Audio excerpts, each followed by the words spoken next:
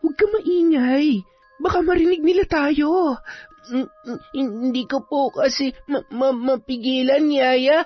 Nakakatirik po ng mata. Sarap sumigaw.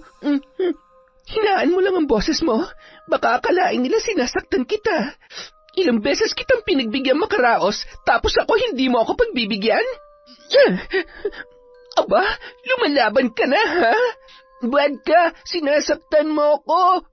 Bad ka! Bad? Bad ba ako? Ilang ulit mo na nga narating ang langit? Susumbong kita kay Mami! Magsusumbong ka? Pwes, papatayin na lang kita para hindi mo na maibukay ang bibig mo! Taon 2000. Nasa harapan ng isang magarang bahay si Farah para mag-apply bilang yaya. Nalaman niya kasi mula sa isang kakilala na naghahanap ng yaya si Mrs. Dominguez, ang may-ari ng nasabing bahay. 3 beses niyang pinindot ang doorbell bago binuksan ng isang lalaki ang naturang gate. Magandang araw po.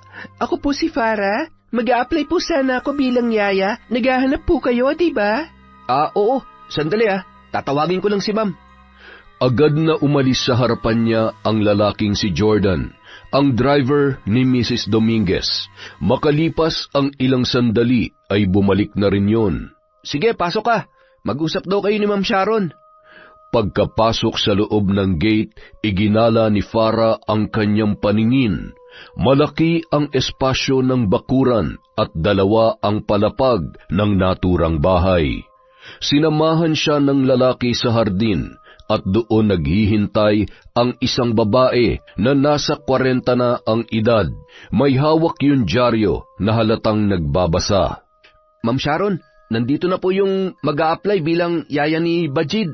Sige, iwan mo na kami, Jordan. Magandang araw po, ma'am. Ako po si Farah. Patingin nga ako ng biodata mo, Farah. Ibinigay naman ng dalaga ang hawak na brown envelope na may nakapaloob na biodata, barangay clearance at police clearance sa kanyang magiging amo. Binasa yun ng ginang. Mabuti itong may karanasan ka na sa pagiging yaya. Opo, mahusay po ako mag-alaga ng bata, ma'am. Panganay ho kasi ako kaya ako nag-alaga sa mga kapatid ko. Actually, hindi naman bata ang aalagaan mo. I mean, si Bajid kasi, 15 years old na siya pero may sakit siya sa pag-iisip.